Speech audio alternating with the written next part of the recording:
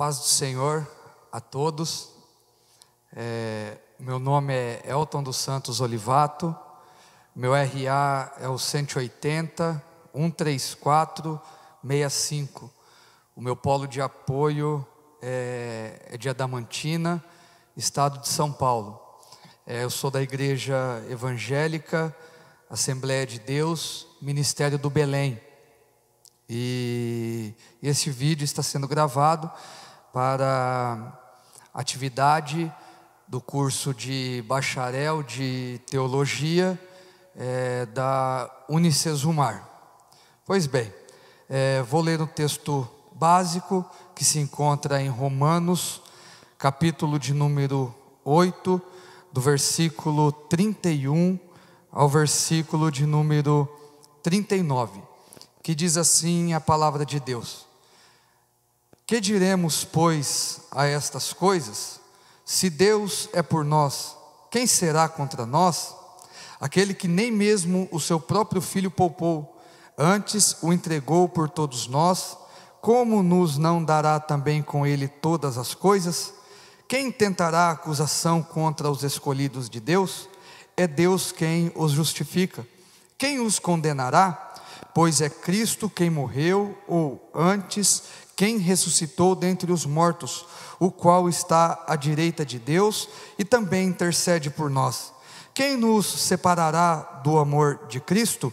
A tribulação, ou a angústia, ou a perseguição, ou a fome, ou a nudez, ou o perigo, ou a espada? Como está escrito: por amor de ti somos entregues à morte todo o dia, fomos reputados como ovelhas para o matadouro, mas em todas essas coisas somos mais do que vencedores, por aquele que nos amou. Porque estou certo de que nem a morte, nem a vida, nem os anjos, nem os principados, nem as potestades, nem o presente, nem o porvir, nem a altura, nem a profundidade, nem alguma outra criatura nos poderá separar do amor de Deus que está em Cristo Jesus, nosso Senhor. Pois bem, meus amados irmãos, não é incomum nós encontrarmos escrito em diversos lugares frases como: se Deus é por nós, quem será contra nós? Ou a frase: somos mais do que vencedores. Essas frases estão coladas em fachadas de igrejas, em adesivos nos carros, em geladeiras, guardanapos, caixinha de promessa e em tantos outros lugares. Se Deus é por nós, quem será contra nós? Ou que somos mais do que vencedores. Como se essas frases fossem mágicas, como se em si mesmas elas possuíssem algum poder, como se essas frases pudessem proporcionar algum milagre. Alguns de nós usam essas frases como se o fato de termos elas escritas no nosso carro, essa frase pudesse nos proteger ou nos ajudar de alguma forma. Mas o que nós vamos tentar expor aqui hoje nesse vídeo é o que realmente Paulo estava ensinando aos romanos. O que Paulo queria ensinar à igreja que estava em Roma, quando escreve a eles essa carta e diz a eles essas palavras do capítulo 8, do versículo 31 ao 39. O que Paulo estava querendo dizer se Deus é por nós, quem será contra nós? O que Paulo estava querendo dizer com que somos mais do que vencedores? Em que aspecto nós somos mais do que vencedores? Então, para começar essa exposição, eu gostaria de citar a pergunta do versículo de número 31, quando Paulo pergunta: que diremos, pois, a essas coisas? Que coisas que Paulo estava se referindo? Que coisa é essas que Paulo estava falando? Que diremos, pois, a essas coisas? Lembremos-nos que Paulo nunca tinha estado em Roma, tá? Paulo não tinha fundado a igreja de Roma, nem ele e nem nenhum dos apóstolos. Então a pergunta seria: como que o evangelho de Jesus Cristo chegou até Roma? Como que poderia haver uma igreja em Roma? Talvez pelo fato de que no dia de Pentecoste, no dia da descida do Espírito Santo sobre a igreja do Senhor, a Bíblia nos relata que tinha cidadãos de Roma no dia de Pentecoste. Talvez o evangelho tenha sido levado até Roma por essas pessoas que estavam na cidade no dia de Pentecoste. O fato é que eles professavam uma fé em Cristo Jesus, eles conheciam Jesus Cristo. Mas então por que Paulo escrever uma carta aos romanos? Porque talvez eles conheciam a Jesus, o Cristo, mas talvez eles ainda não tinham uma doutrina sistematizada a respeito de Jesus, a respeito das doutrinas de Jesus Cristo. Então Paulo se vê na necessidade de escrever essa carta aos romanos, para sistematizar as doutrinas a respeito de Cristo. Daí, a carta aos romanos tem um acervo muito grande dos ensinamentos da obra de Cristo, como por exemplo a respeito, a carta aos romanos vai falar sobre fé, sobre obras, sobre o plano da salvação, sobre justificação, santificação, graça e sobre muitos outros ensinamentos. E quando nós chegamos no capítulo de número 8, Paulo vai falar sobre a questão de andar segundo o Espírito, sobre que somos herdeiros de Deus através de Cristo no sofrimento, que somos herdeiros de Deus em uma glorificação futura. Paulo vai falar sobre que o crente tem uma esperança no porvir, numa restauração, e que a esperança do crente está em Cristo Jesus. Diante desses contextos e dos ensinamentos de Paulo, das doutrinas de Paulo aos romanos, a respeito da fé, do céu, da ressurreição, que o crente deve ter uma esperança no futuro, ele vai dizer assim: que diremos, pois, a essas coisas? Que coisas? As coisas que ele tinha escrevido até então. Aí ele vai dizer assim: se Deus é por nós, quem será contra nós? Paulo vai dizer: é possível, então, que essas coisas que ele tinha tratado anteriormente, sobre esperança, salvação, sobre ressurreição, que seria possível que isso acontecesse na vida do cristão. Mas algumas perguntas me chamam a atenção nesse texto, e nós vamos tratar delas daqui por diante.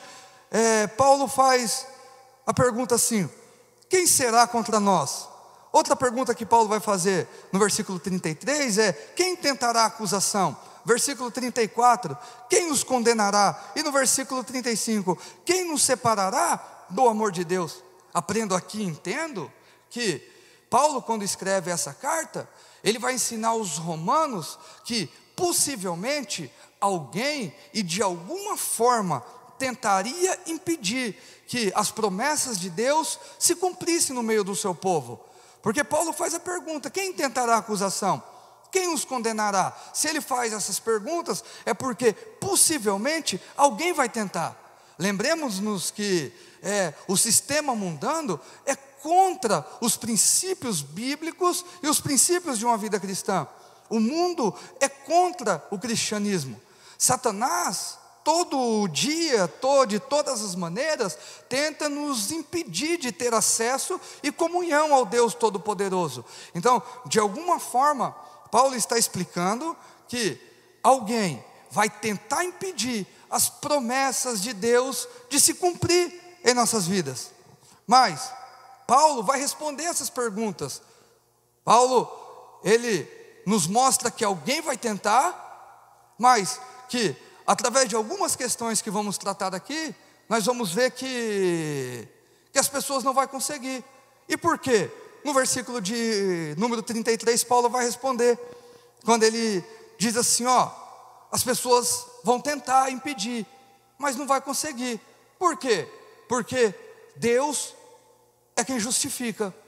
Então, todas as doutrinas que Paulo ensina anteriormente, as promessas, sobre várias questões que ele trata anteriormente, ele vai nos dizer, não é pelos nossos méritos que nós conseguimos, não é pelos nossos méritos que somos vencedores, mas é porque Deus nos justifica.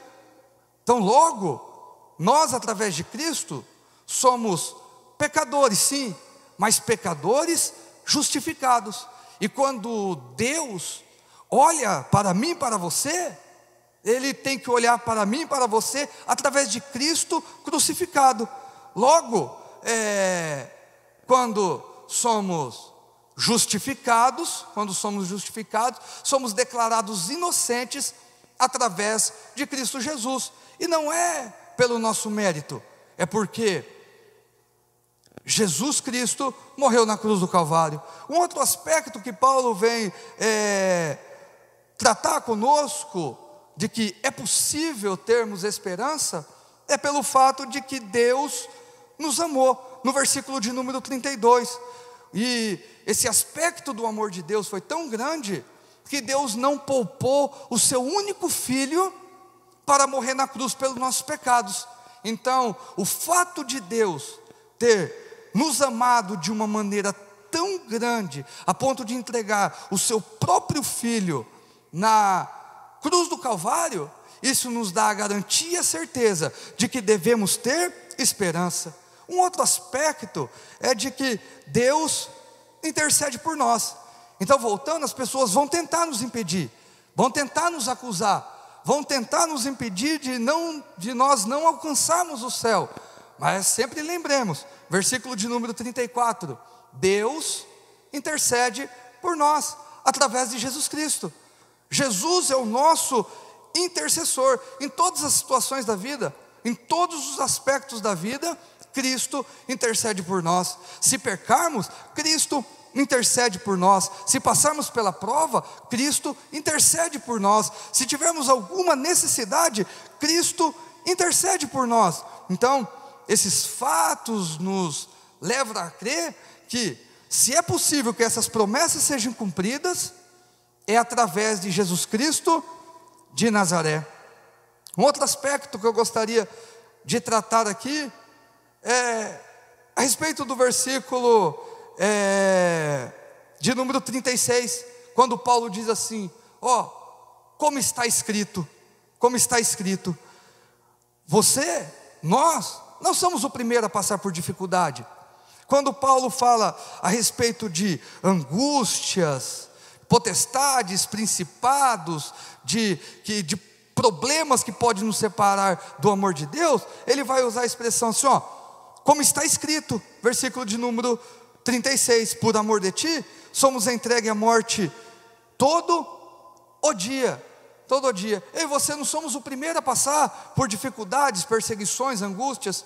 E quando Paulo usa a expressão como está escrito, talvez ele estivesse referindo a alguns dos profetas, porque isso já aconteceu antes com outras pessoas, talvez Jeremias, Daniel, Elias, ou algum dos outros profetas. Mas o fato é que é possível sim que crente passe por adversidade, mas Deus é poderoso para nos ajudar. Então o que eu quero dizer com tudo isso? Eu quero caminhar para a conclusão, dizendo a vocês que eu descobri esse amor de Deus não foi no dia da vitória, não foi no dia que Deus me deu, não foi no dia que Deus me fez prosperar, foi no dia da minha angústia. Foi no dia da minha angústia. Como assim?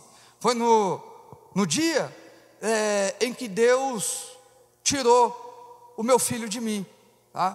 Aos 12 dias de nascido, minha esposa e eu perdemos o nosso filho, tá? E foi nesse dia que eu aprendi que Deus, Ele me ama. Porque na minha cabeça, na minha mente, era desistir, era parar, era desanimar, era que eu não estava entendendo os propósitos de Deus. Mas Deus então vai me fazer entender que é na hora da angústia que eu descubro então que posso todas as coisas naquele que me fortalece. Eu vou descobrir então que eu sou mais do que vencedor na hora da angústia. Eu vou descobrir então que ninguém pode ser contra mim, é na hora da angústia, na hora da derrota, e não na hora da vitória.